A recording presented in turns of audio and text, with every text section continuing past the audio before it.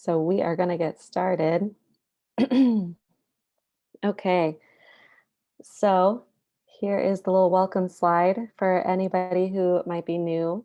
Thanks for joining. This will be recorded and it will be on our website, so you can always reference it if you need to. We will be talking, or I will be talking for the next 30 minutes, and then the next fifth after that, we'll just have time for questions and discussion. And if you have any questions, you could either raise your hand or type it in the chat box. Julie will be keeping an eye on that. Let's do that. So yeah, and when you want to speak, just unmute yourself and talk away, and everything will be up in our website at the end.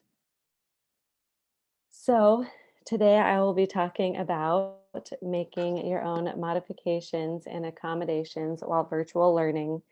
This is something that as a teacher, as an aide, I always felt like I had to get really creative with this, but then I also felt like I always needed people to tell me the difference because I just feel like they're so confusing. So I've tried to make it very black and white kind of for all of us to be able to tell the difference. So just a quick intro with modifications and accommodations. There's a variety of ways you can do it. It really depends on the activity you're doing, on the disability of the child, the environment, the child's preferences, the goals that are in the IEP. There are so many different ways that you can modify and accommodate for the student. And I'm going to tell you some ways that you can just kind of always have on hand that are easier to do, and then some ways that you can do to prepare before the activity.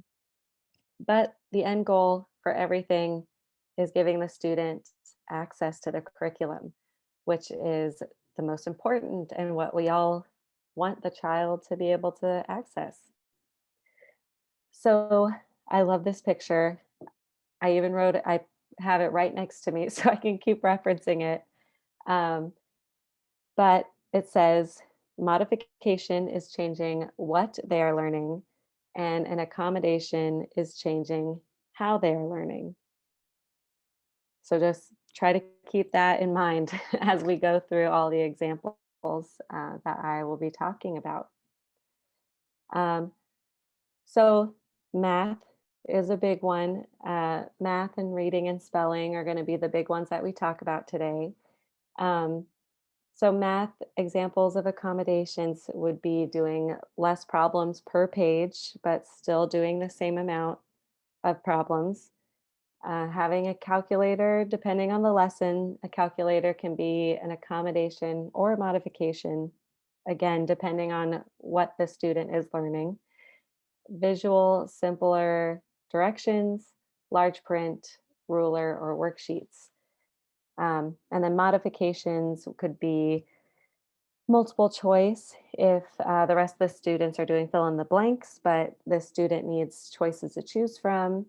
Materials simplified. So if students are learning 3-digit math problems, the student's learning 1 or 2-digit, and then an alternative assessment.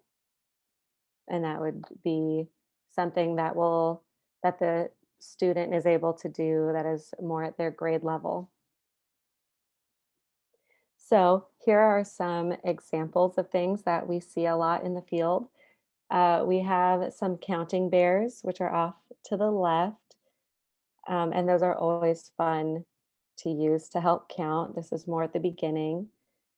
Of course, we have the abacus, which is, uh, I wasn't seeing a lot of them anymore, but recently I've worked with a team that is using them for their child for math, and they don't have a big one. It's just 2 columns, and it's just to help them right now with double digits. But it's working really well, and it's a really good tactile object to use, especially for a student who's deafblind. And then, of course, a beautiful picture of a calculator in case anyone forgot what one looks like. That's not on our phone. And then to the right, that is touch math. And so, touch math has the dots on each numbers, and those are the dots that you count. So on one, there's one dot that you count. And then once you get to 6, 7, 8, 9, when there's a circle around the dot, you count that dot twice. And then this, I love touch math. That's how I even learned how to count numbers as a kid, as a child in elementary school. Um, but what's great about it is that once you take away the dots, you usually will still count numbers with that visual in your head. And a lot of students continue to do that. This is how I've taught a lot of my students math.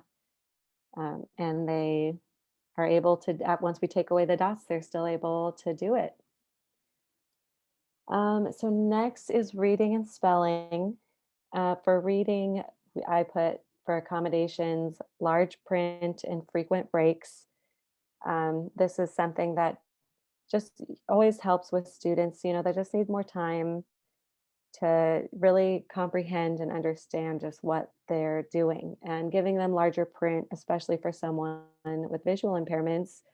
They're still accessing the curriculum. They're still, reading the same book that their classroom is reading, but we're just doing small things that are going to help them. So larger print, maybe a contrast like black and yellow, um, anything that's going to really help them access the curriculum. And then frequent breaks.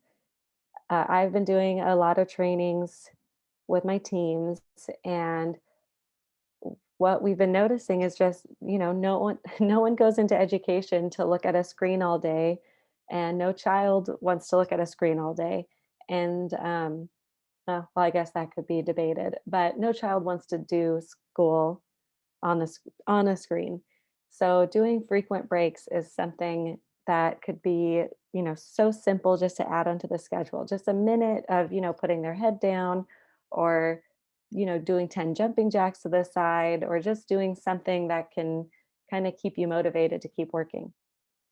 Some modifications for reading would be requiring less of the assignment or lower the reading level. So again, the modification is changing what the child is learning. But still, it's still academic. You're still pushing the child, which is really important. And then for spelling, the accommodations, type the words instead of writing, and then without spell check.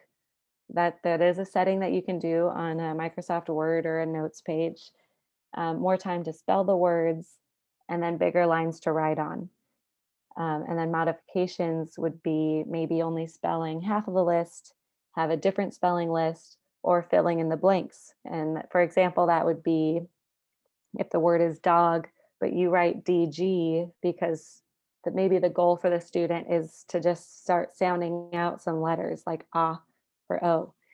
Um, so, for example, magnifying the computer screen, especially for virtual learning.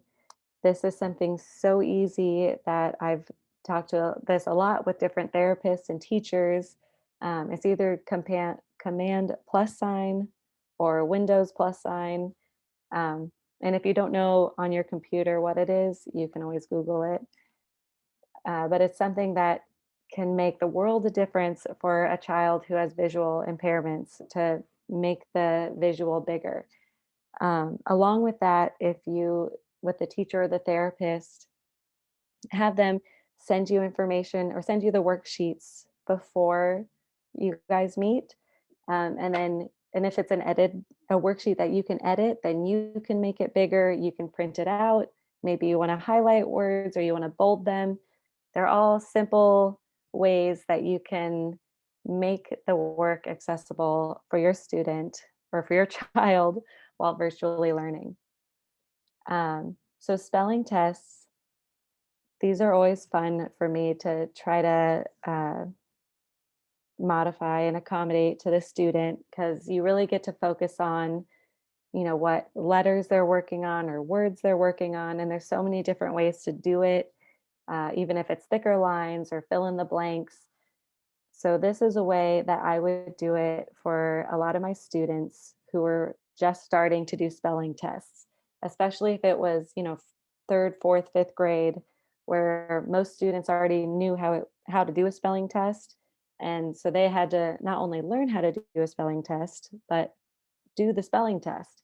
Um, and what helped was I would do these boxes. So this would be for dog, and I would do boxes that would show, that they're going to do a bigger letter. So like another O is not going to go into that first box because that box is showing it's, what the how the letter should be fitting in the word, and how G goes beyond the line. These are just, little ways that, and I would do this right before the spelling test. The teacher would give me the list, and she usually wanted the list to be mixed up. And so I would number them and then switch the numbers, fill in these boxes for the student, and then he would get to participate. And he would even be able to go at the speed that all the general ed students were going, which I was really impressed by because they go really fast with these words. I was really shocked. Um, so this is just, a simple way to have a student participate in something like this, and, give them that inclusive setting that we all want so badly.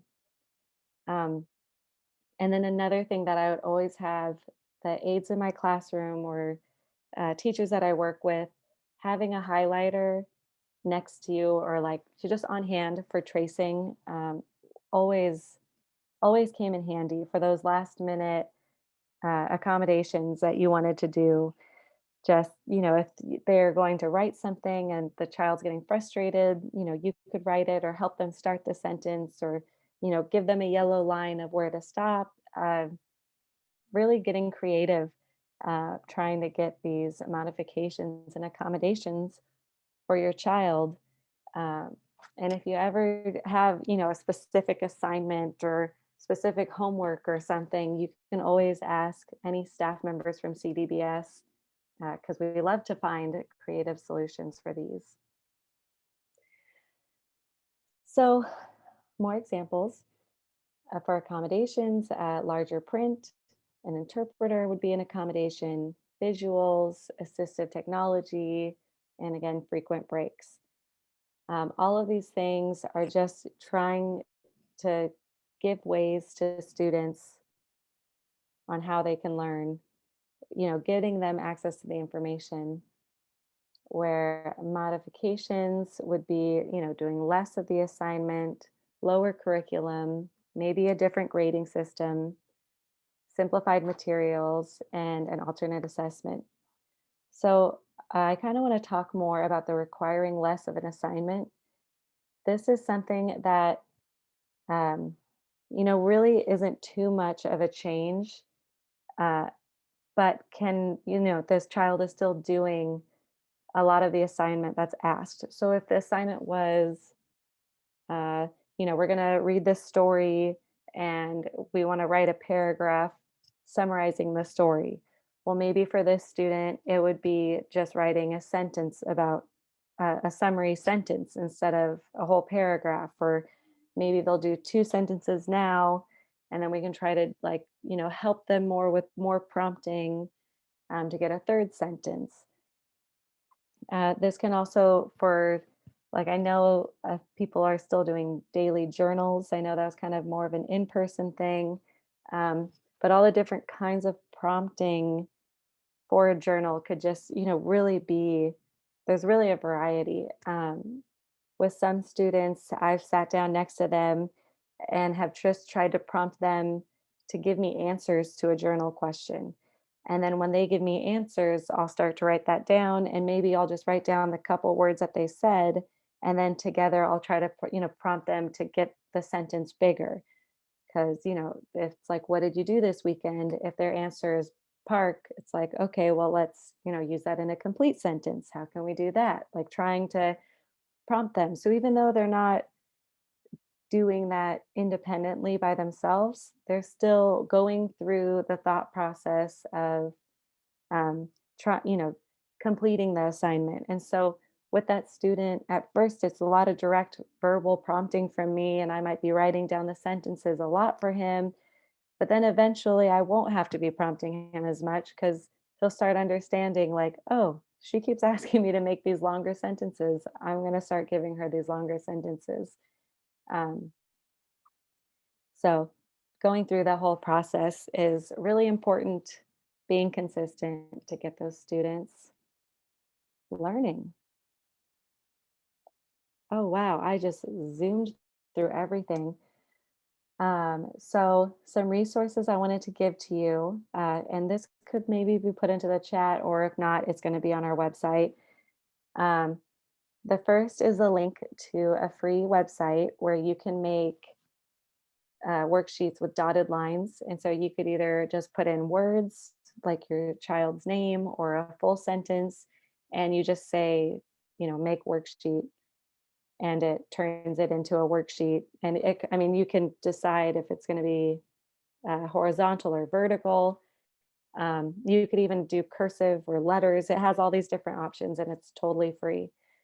Um, Another great thing is being able to add pictures to stories or, just anything to communicate with your child. So we like Flaticon and Free Pics.